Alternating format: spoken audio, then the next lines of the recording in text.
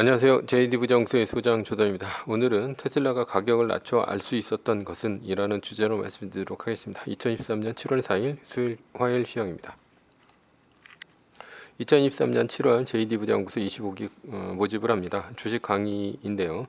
7월 3일 월요일서부터 이번 주 일요일까지 모집을 하니 관심 있으신 분들은 동영상 밑에 링크를 참조해 주시기 바랍니다. 작은 돈 투자는 그냥 하시고 큰 돈 굴릴 때는 정확한 최신 버전 매뉴얼로 투자하시기 바랍니다. JD부자연구소 유튜브 멤버십은 영상 및 링크를 타고 가입하시면 됩니다. 뉴욕 마켓워치 휴장 앞두고 6월 의사로 기대 주식 달러 올라가고 채권 떨어졌다라는 기사가 있는데요. 어제는 나스닥 0.21%, S&P 500 지수가 0.12%, 다우존스 지수가 0.03% 오르면서 3대 지수 모두 상승했습니다. 7월 4일 오늘은 미국의 독립기념일로 휴장이죠.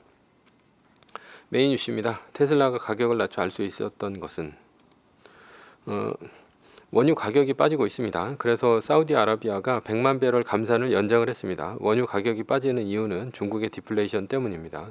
중국이 디플레이션에 빠진 이유는 경기도 안 좋고 소비 심리도 위축돼서입니다. 소비 심리 위축은 부동산 가격 하락 때문이고 경기가 안 좋은 이유는 중국에서 공장과 글로벌 자금이 빠져나가기 때문입니다. 중국에서 빠져나간 공장과 자금은 동남아와 인도로 가고 있습니다. 그러나 미국으로도 많이 갑니다. 미국은 원유가 많이 나는 나라입니다. 미국은 원유의 자급이 가능하며 오펙 회원국이 아닙니다. 미국의 경기가 살아나도 원유가 자급 가능한 미국은 원유 가격을 올리지 않습니다. 그래서 원유 가격이 빠지고 있는 중이라 보입니다. 원유 가격이 빠지는 것은 물가의 좋은 신호라 볼 수 있습니다. 그래서 원유 가격이 빠지니 물가가 미국에서만 지속적으로 떨어지고 있는 중입니다. 어제 달러는 약세를 보였습니다. 연준이 매파적 행보를 보였다면 달러가 강세가 되어야 합니다. 그러나 매파적 행보에도 불구하고 달러가 약세라면 앞으로 연준이 금리를 못 올린다는 얘기가 됩니다. 그렇다면 연준은 언제 금리를 떨어뜨릴까요? 경기가 침체되면 금리를 떨어뜨릴 것으로 보입니다. 따라서 연준의 말대로 올해 금리 인하가 없다면 경기 침체는 없다는 소리입니다. 왜냐하면 경기 침체가 없는데 연준이 굳이 금리를 내려야 할 이유가 없기 때문입니다. 올해 연준이 금리를 올리거나 유지를 한다면 경기는 호황이 왔습니다. 연준은 올해 금리 인하는 없다고 했으므로 올해는 경기 침체가 없다고 보는 편이 맞습니다. 경기 침체가 없다면 올해 주가는 지속적으로 상승입니다. 그러나 만약 연준이 금리를 인하해야 한다면 그때는 경기 침체가 왔다고 볼 수 있습니다. 오히려 연준이 금리를 내리면 주가는 경기 침체의 여파로 떨어질 수 있습니다. 물론 경기 침체가 온다면 주가가 가장 많이 떨어질 것이므로 리밸런싱과 말뚝박기로 대응하면 됩니다. 애플의 비전 프로가 마이크로 LED 문제로 초기 생산량을 100만 대에서 40만 대 가량으로 줄였다고 했습니다. 어제 애플이 0.8% 빠진 이유입니다. 이유는 수율이 안 나와서인데요. 그러나 진짜 문제는 비전 프로의 초기 판매량입니다. 애플은 내년에 출시할 비전 프로가 잘 팔릴지 알 수가 없습니다. 그런데 비싸서 안 팔리는 것과 잘 팔리는데 없어서 못 파는 것과는 다른 문제입니다. 따라서 애플은 전자를 걱정하는 것 같습니다. 그래서 애플은 마이크로 LED 문제로 비전 프로의 초기 생산량을 인위적으로 줄였다고 볼 수 있습니다. 비전 프로의 초기 생산량이 얼마인지 시장의 반응을 보고 싶은 것은 아닌가 생각합니다. 초기에 비전 프로가 오픈런이 이어진다면 애플의 본 모습이 나올 것입니다.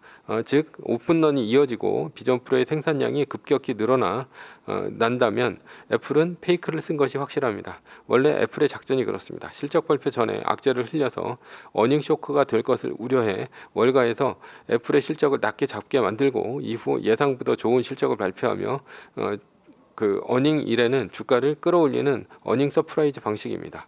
마이크로 LED 문제는 중국의 협력업체뿐 아니라 한국의 LG와 삼성과도 접촉 중입니다. 따라서 마이크로 LED 물량을 내년까지 늘리는 것은 문제가 없을 것으로 보입니다.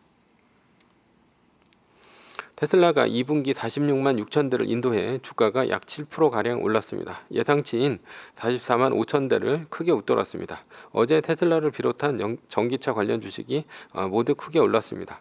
테슬라는 재고가 쌓이면 할인하고 재고가 감소하면 가격을 올립니다. 재고에 따라 가격 정책을 바꾼다는 얘기입니다.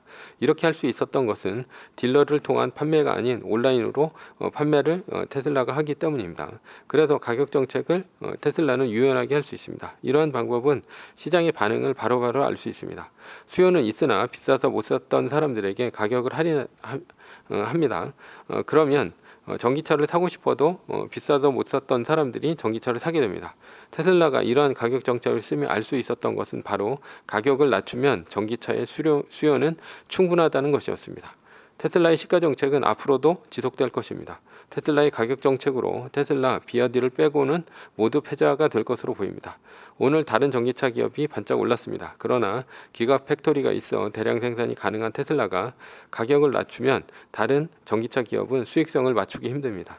테슬라는 최적의 치킨 게임 방식을 알고 있는 것 같습니다. 미국에서 제조업 PMI 지표는 볼 필요가 없습니다. 왜냐하면 미국은 소비로 GDP를 올리기 때문입니다. 미국에서 중요한 지표는 소비와 고용입니다. 실업률이 떨어지면 소비는 살아나기 때문입니다. 그러나 중국에서는 소비보다는 제조업 PMI를 봐야 합니다. 그러니 어제 미국의 PMI가 떨어졌는데도 미국의 주가는 올랐던 것입니다. 결론입니다. 연준이 금리를 올리거나 유지하면 경기는 호황이라는 얘기입니다. 따라서 올해 연준이 금리를 내리지 않는 한 주가는 상승하게 되어 있습니다.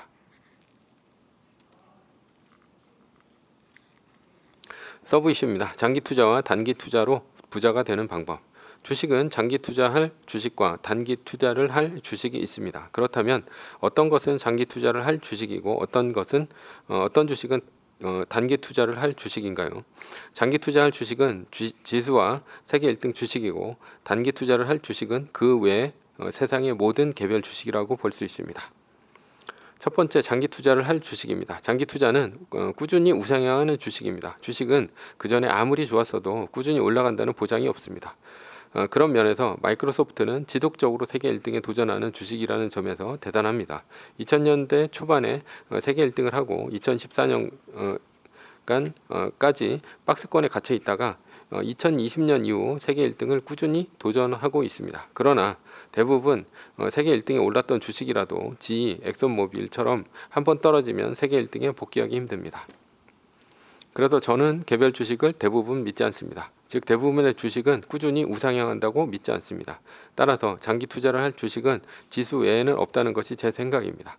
S&P 500 지수, 다우존스 지수, 나스닥 지수와 같이 시장을 나타내는 주식이 꾸준히 올라갈 주식입니다. 여기서 세계 1등 주식도 지수라고 생각합니다. 왜냐하면 지수와 마찬가지로 세계 1등 주식도 개별 주식이 아닌 지수로 봐야 합니다.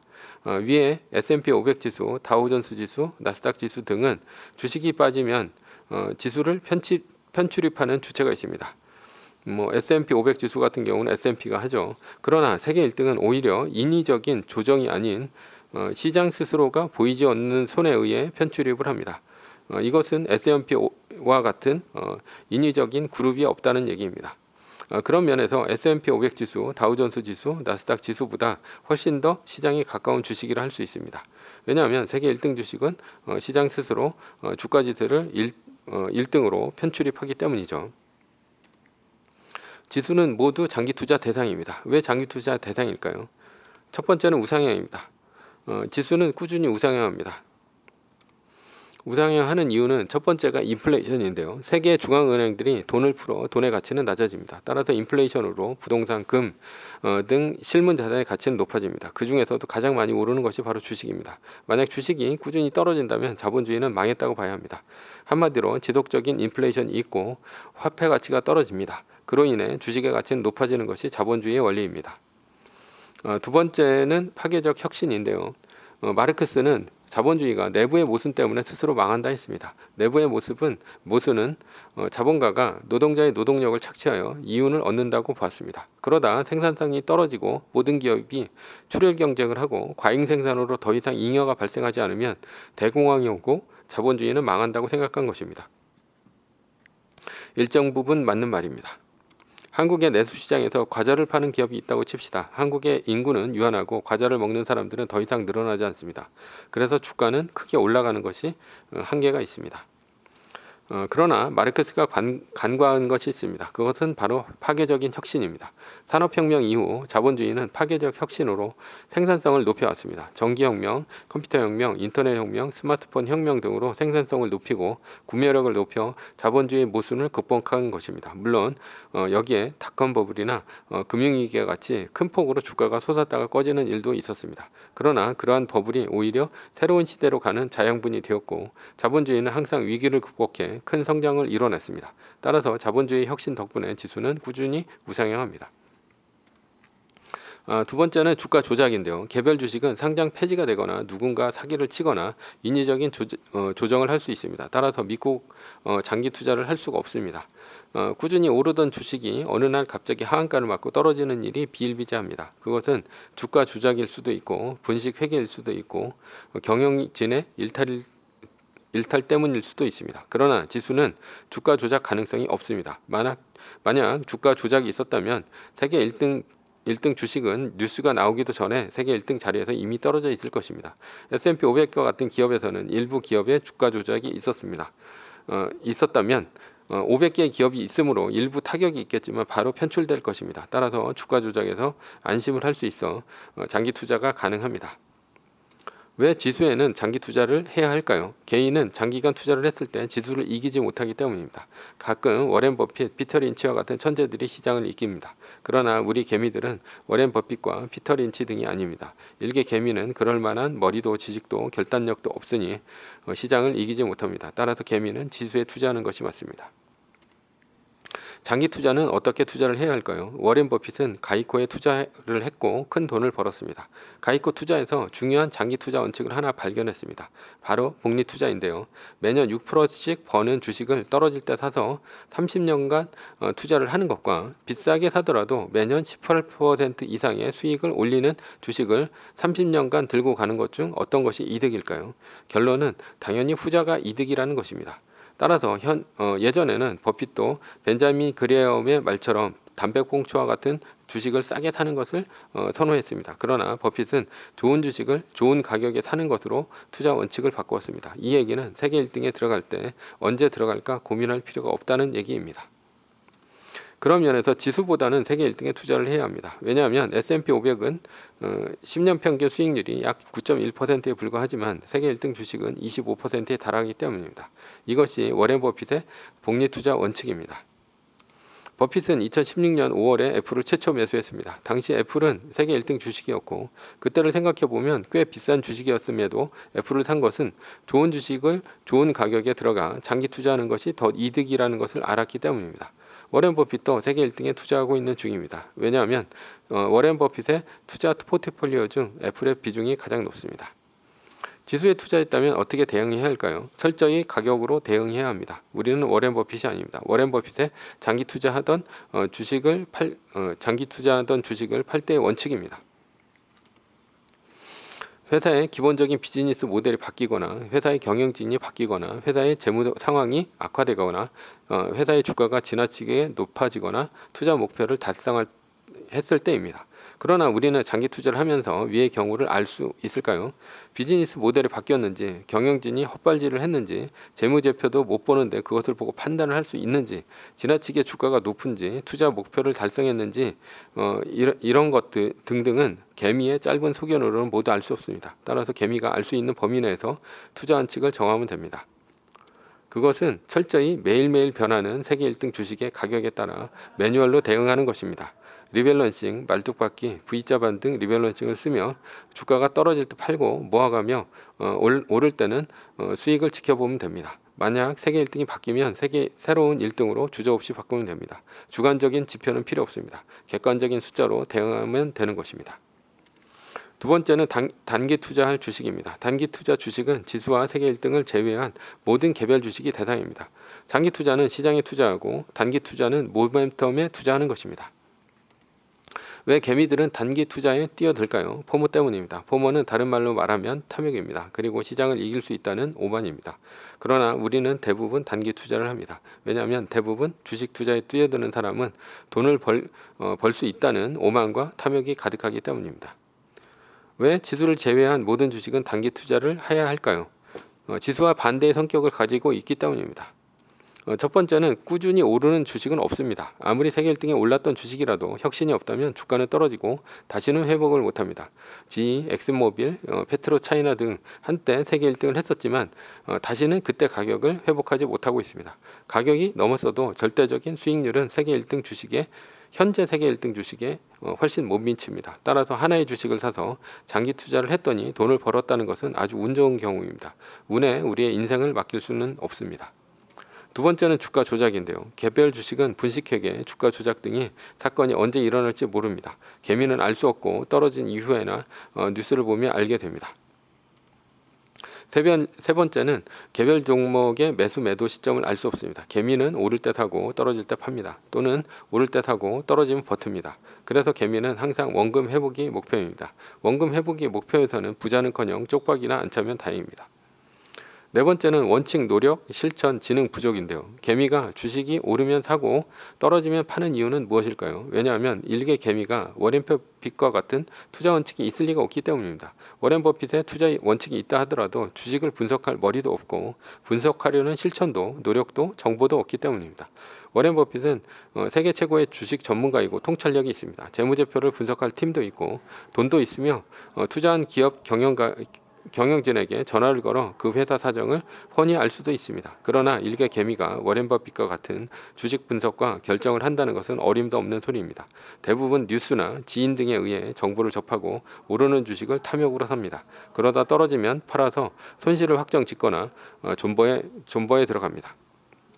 단기 투자로 주식을 해야 한다면 어떻게 대응해야 할까요? 손절 라인을 지키는 것입니다. 예를 들어 5% 또는 10% 떨어지면 팔면서 손절 라인을 그어놓는 것입니다. 그러나 오를 때는 수익하지 않습니다. 이러면 손실은 일정 선에서 확정이 됩니다. 상장 폐지되어 100% 손해볼 일은 없습니다. 대신에 오를 때는 팔지 않으니 수익은 이론상 무한대가 됩니다. 그러나 대부분 개미들은 이와 반대로 합니다. 5% 오르면 떨어질지 몰라 전전긍긍하다가 재빨리 수익을 챙깁니다. 그러나 떨어지면 손절을 하지 못하고 30% 떨어져도 그대로 지켜보다가 50%까지 떨어집니다. 그리고 비자발적인 장기 투자에 들어가거나 절대 해서는 안 되는 물타기에 들어갑니다. 이렇게 수익이 적고 손실이 커서는 절대 부자가 될 수 없습니다. 결론입니다. 장기 투자는 지수와 세계 1등 주식으로 합니다. 대응은 매뉴얼로 합니다. 단기 투자 주식은 손절은 확실히 하고 오를 때는 지켜봅니다. 이 두 가지를 적절히 좋아하면 시장은 반드시 이겨 부자가 됩니다. 매뉴얼입니다. 세계 1등 주식은 전고점 대비 2.5% 떨어질 때마다 10%씩 팔면서 리밸런싱을 하다가 나스닥 마이너스 3%가 뜨면 말뚝을 박는 것입니다. 그러다 반등이 시작되면 V자 반등 리밸런싱을 하면 됩니다. 자세한 내용은 JD 부자연구소 다음 카페를 참조하시거나 동영상 밑에 리밸런싱 말뚝 박기 댓글 링크를 참조하시기 바랍니다. 전제는 세계 1등 주식은 우상향 합니다. 매뉴얼을 지키며 세계 1등에 투자하면 매년 25%의 복리로 10년간 10배, 20년간 100배로 재산을 불릴 수도 있습니다. 위의 상황은 매뉴얼일 뿐입니다. 따를 사람은 따르고 참고할 사람은 참고하시면 됩니다. 주식을 사고 파는 것에 대한 모든 책임과 이득은 본인에게 있습니다. 매뉴얼을 지키려면 머리를 쓰지 말고 머리를 쓰려면 매뉴얼을 지키지 맙시다. 오늘은 테슬라가 가격을 낮춰 알 수 있었던 것은 이라는 주제로 말씀드렸고요. 지금까지 JD 부자연구소의 소장 조던이었습니다. 컨텐츠가 좋았다면 구독, 좋아요, 알람 설정 부탁드립니다. 지금까지 들어주셔서 감사합니다.